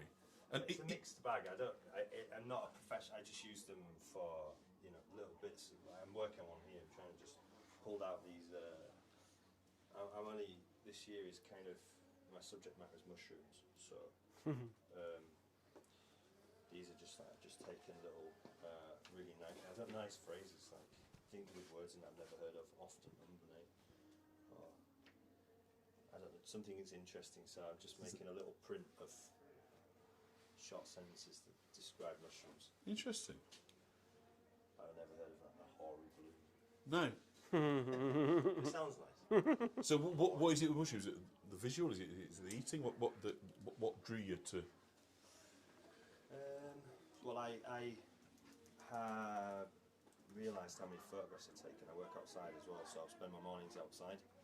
I've collected a lot of mushrooms. So it's that first print I made. I made it for myself, which is usually the origin of most of my work. I think it's stunning. That. Yeah. They're all mushrooms I've picked and taken a photograph of, and then that started out life as a sort of collage that I would play with the scale of the printouts, and then it's sketched onto the block and then carved. And I may be wrong, but I think aren't mushrooms unique as well? That they're not. They're not a direct Joe, copy of the what are you predecessor. doing? The Yeah, good, arrangement thanks, of you're the- right. Yeah, did you get into York the Gin in gills the and end? so- I didn't or- because I forgot. I only thought the other day. It's like, oh god, I didn't do it. Yeah. Do you want me to check for next week? Reading around. I could message you. I don't want to like. Message me. Yeah, Okay, just yeah, I don't. Ping me a message. Okay, and oh, I'll, thank you. You know, I then I'll be able appreciate- to tell okay. when Jenny's in. No, Oh, thank amazing! you Yeah, I've so had lots of much nice for feedback taking time. off people But I about it. absolutely But love yeah. it. So how long would Nice it to take to show draw her. it? Such an Obviously, iconic you've building. got Yeah, black yeah. and white, and you've got a green on As top a, there. as a What kind would of Yeah, a retail these are all, like, setting, yeah. it does a lot of the heavy lifting like for us. Yeah, You know, yeah. because people are attracted to looks it so good even before there. they know that it sells gin. Yeah, yeah, nice. Yeah, yeah. I feel like that conversation is just going to be sorry. And it takes, if you just do it on drying onto the paper, it's 48 hours. That's ink, it's oil-based ink, but it's linseed oil. Okay. So it cleans up with soap and water rather than using any chemical cleaners to clean it. But it dries quite quickly. Does it? Yeah. If you're printing on top of ink, obviously it dries in like three ways, I suppose. It sort of dries into the paper, it dries into the air. Yeah. And another scientific one I don't really know how to describe. But if it's just directly onto the paper will absorb it So quickly. you've got two of these to do that. Is that right? Yeah, they're 2 blocks, so they're kind of, they look. So that one is those two Yeah. together don't make that print. They make that one. So if you see, that's probably the easiest to see because the contrast between the colours. The red on there. Yeah, you can see that shape there, carved. can't you? So that's that, isn't it? Yeah, yeah. Lovely and clean there, that line, isn't it? Yeah, I think that's what's nice about it. I always try and find the contrast, right? So whatever it is, if you've got contrast in the colour, contrast in the texture, contrast in the shapes, but this is what it offers you here. These really clean lines and Yeah. bold block shapes, and then this very very textured. So that's just cut, but that's had some of this alkaline on it. Is that right? Yeah, caustic soda. Yeah. Yeah.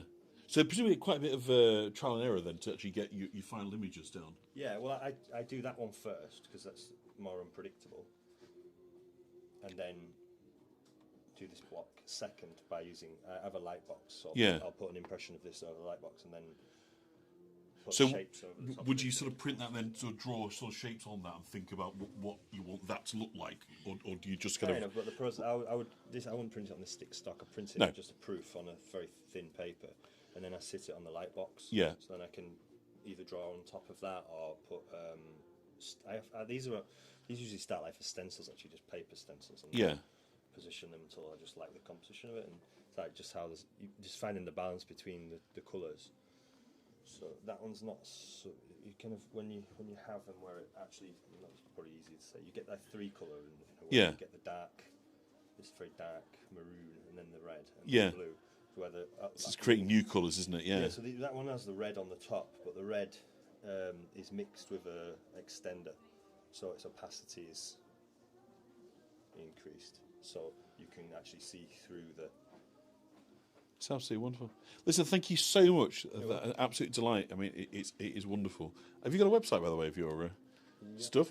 People can be... It's drawn up. And let's just hold that. So DrawnUp.com. Perfect. Thank you so much. Cheers, Rick. Thanks. Absolutely, sir. Brilliant. We're time's running on, so let us do what we can to. Sorry, so we'll head down to the gardens. I have got some bonus content, but I don't think I've got necessarily time in this stream to show them all. So I think I'll put those up on the Facebook page, because the good thing is that they're filmed privately, and they are places that we've been to whereby the signal wasn't good enough, and so consequently what I did was I went in there and did some films. So we've got Monk Bar, we've got actually I'm not sure we've got time, so I think I might just use one of those now, and we'll go and see a bookshop that is very kind of near to here, so hopefully we'll get this done before 4 o'clock. And it is the Blue House bookshop, and it is very hopping and popping. It is busy, which is great to see. In September, obviously we don't just want people here during the summer holidays, so it's lovely to see people here as we embrace autumn as well. So yeah, we're going to go to a place on Bootham. As I say, the 4G wasn't really strong enough to do a live stream. We've got a lot of buffering, and so instead what we've got is a video that I did yesterday. So when I get to the door, I'll put the video on, and hopefully it will appear to be a seamless experience of doing a visit to York Unlocked, and I'll put you in the hands of the delightful Richard, who is the proprietor of the Blue House bookshop. And I know for a lot of you, happiness is whiling away an hour or two in a bookshop, and this one slightly different insofar as it's a bookshop for children, which I think is absolutely wonderful and delightful and very worthy, but also a good business as well. So the best of all kind of worlds going on there.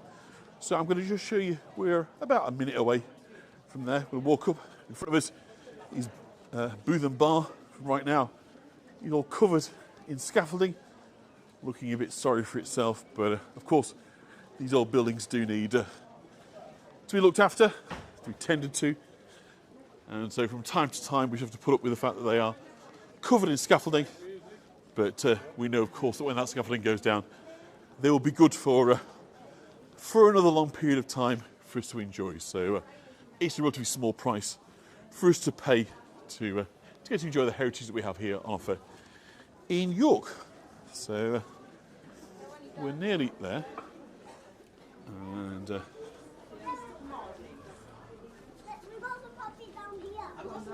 just come across the road. So we're coming to Bootham. So just to kind of remind you where we are, we've got King's Manor over on the left-hand side. We've got the art gallery in front of us. Bootham stretching out in front. Bootham Bar behind. And get on the walls, of course, behind us. So should be over here in just a moment. So this first bit. And then, excuse me. Sorry. Thank you very much. Need to wait. Don't want to get run over. And just once we get around the corner, we will be in the So the walls here, in the video it mentions the walls of the Abbey, and the walls you're looking at here is part of the surrounding walls of St Mary's Abbey. It was never a part of the city walls. The city walls, of course, are just there behind us. So the Abbey was on the outside of the city, very close to the city, but had its own set of walls. So you've been here in medieval times, you wouldn't have seen one set of walls, you'd have seen two. One surrounding the Abbey, which of course had lots of valuables in there, so consequently it's all about kind of keeping those valuables, I'm going to cross over, safe under lock and key. But not much of those walls exists other than down this stretch here. We can see the archway, but actually when we get inside, Richard is going to point out and show you a bit of the walls that form part of his bookshop.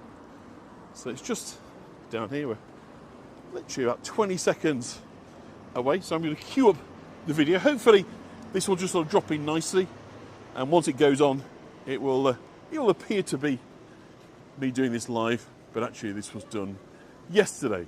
So you must let me know if it works, how it works, and hopefully that video has now come up.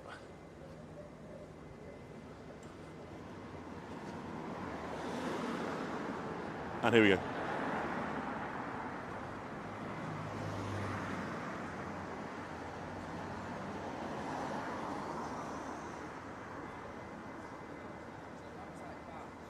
So do let me know if you can hear and see okay.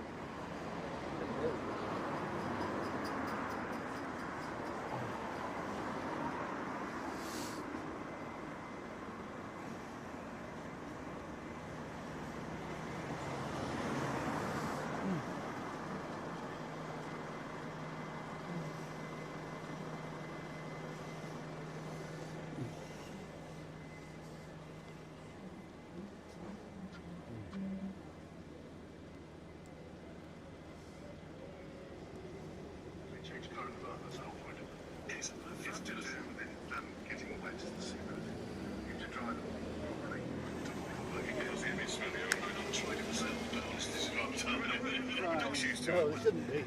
Isn't this wonderful? So old books here, some of them storybooks, some of them are learning type books.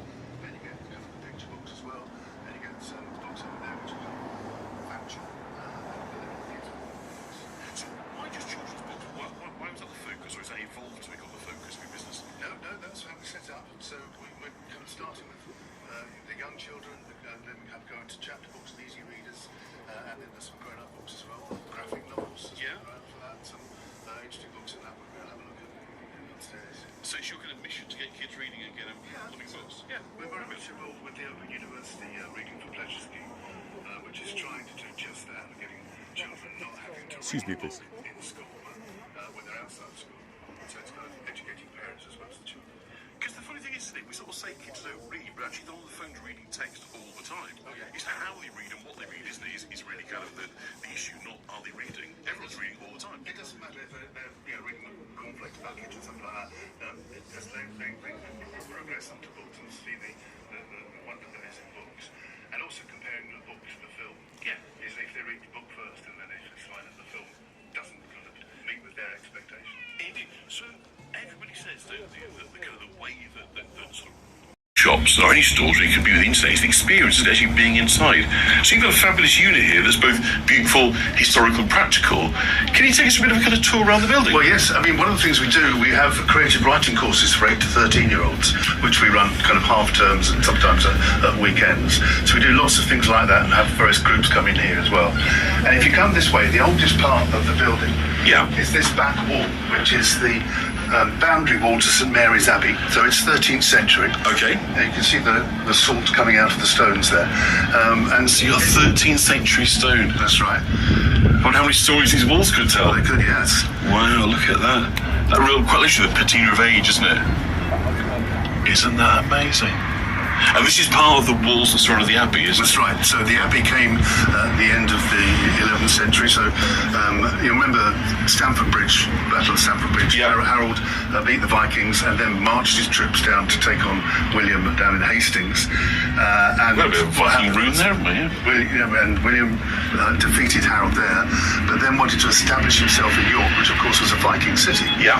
And so he encouraged some monks who were actually from Whitby to go and set up St Mary's Abbey. And they built that, and then a while later they decided that they needed a boundary wall, so things clearly weren't going well. No. And from this road, Bootham, is where the booths for the merchants had, and so they put all their wares out in front of here.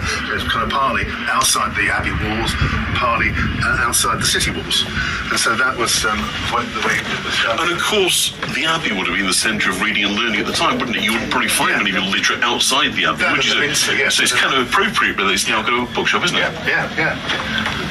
there were, I mean, the buildings came a lot later, following the boundary walls.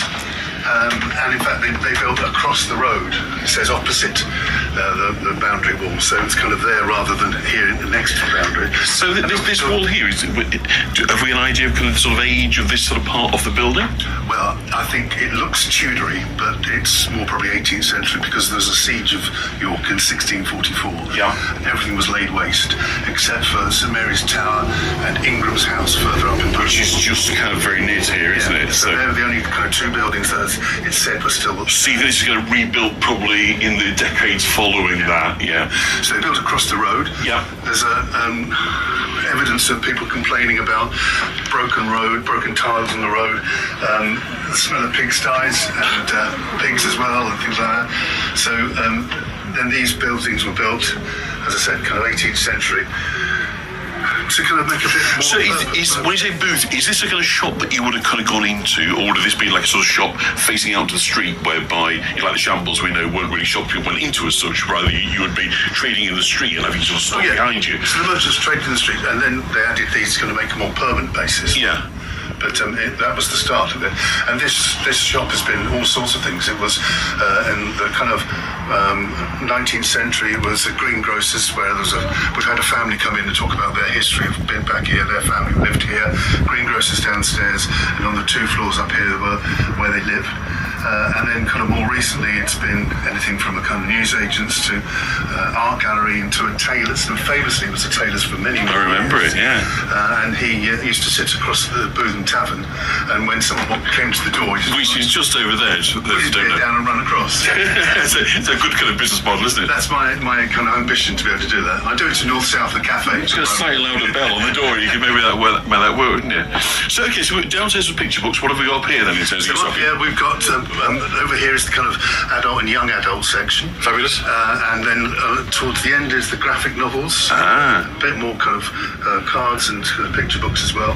We've got early readers down this side, and then behind us on here on the left is the kind of the chapter books. So it's what's kind of nice, I think when you come into a children's bookshop, is obviously as a parent the stuff that I know my kids are reading and I read to them, and obviously as they kind of grow, but also stuff that I was reading when I was a child. That some of that is still around, but it's always being sort of supplemented and complemented by newer authors.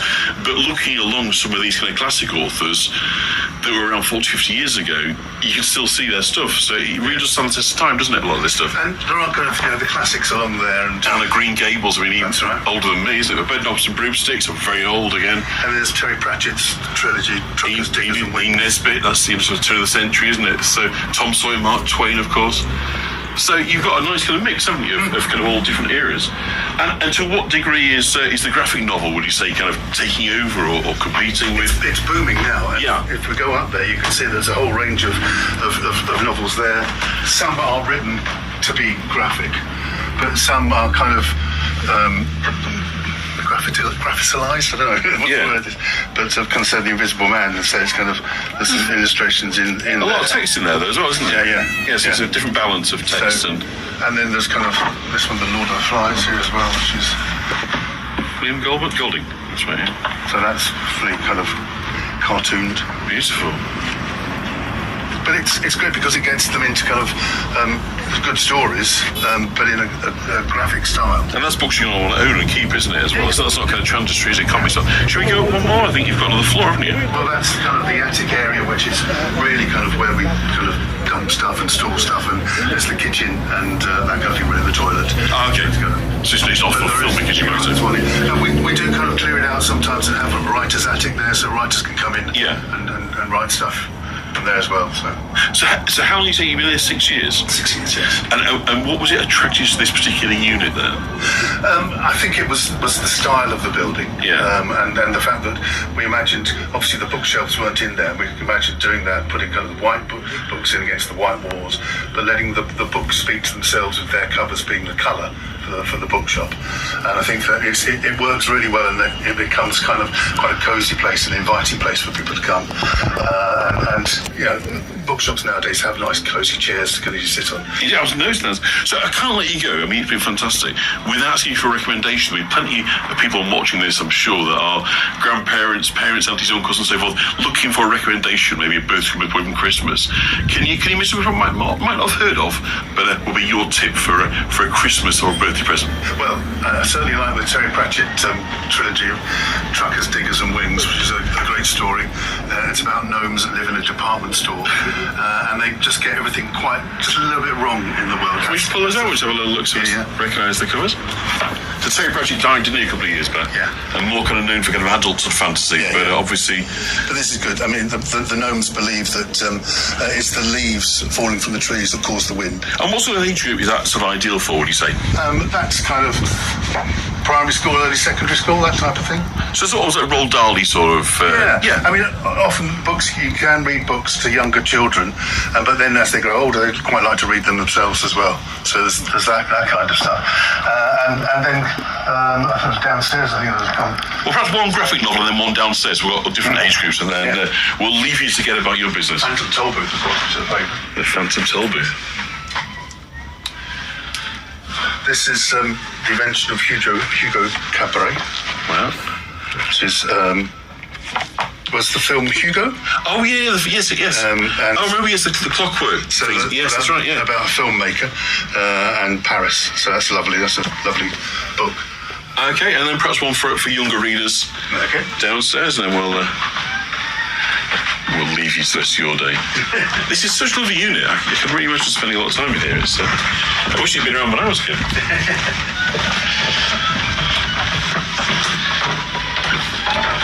We get book tokens for birthdays, and is that still a thing, book tokens? Do you ever see this? Oh, yes, we do national book tokens. Yes, still a thing. And I don't think I was looking for one in the window.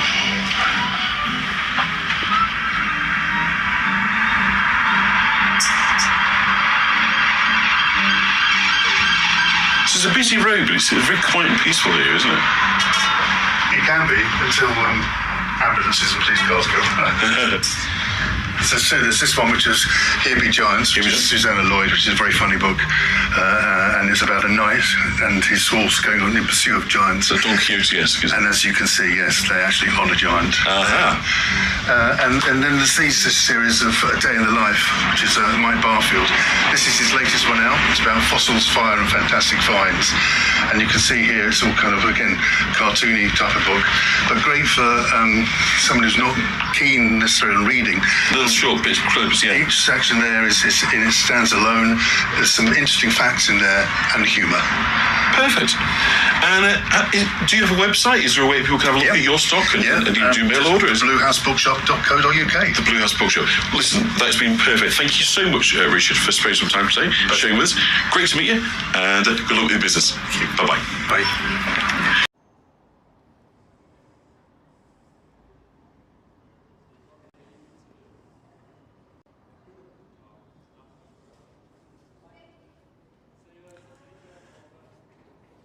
So hi, I don't know how successful or otherwise that was, but I'll pop that certainly up on YouTube. So there we go. That's it. 2 hours are gone like a flash, and yet again, it's been an absolute delight to bring you a slice of York Unlocked. Just one day this year. I've got stuff that I need to do, unfortunately, tomorrow. But just as a reminder, this video will disappear for a couple of weeks, just so that people that may have appeared in it for the opportunity to, if they request it, to have themselves blanked out, then they'll go back up. But in the meantime, there's 3 videos like the one you just saw there, and they're all kind of perfect sound when you watch them just on regular YouTube. So I'll put those up for you. In the meantime, yeah, Julie, do tell your sister about the bookshop. Sorry if you couldn't hear some of that, but I'll get that up on YouTube in the next 24 hours, the links, and then you'll be able to hear it all as it was meant to be recorded. So obviously it's a bit sort of pushing the boundaries of what's possible here within a live stream, but hopefully that'll work. So thank you everybody who's joined me. If you joined me for the first time, do give this video a like and a subscribe. Explore Yorkshire. It very much helps me, those who've been able to make a contribution. I do appreciate it, and I look forward to seeing you all very, very soon. So thank you from York. Bye-bye.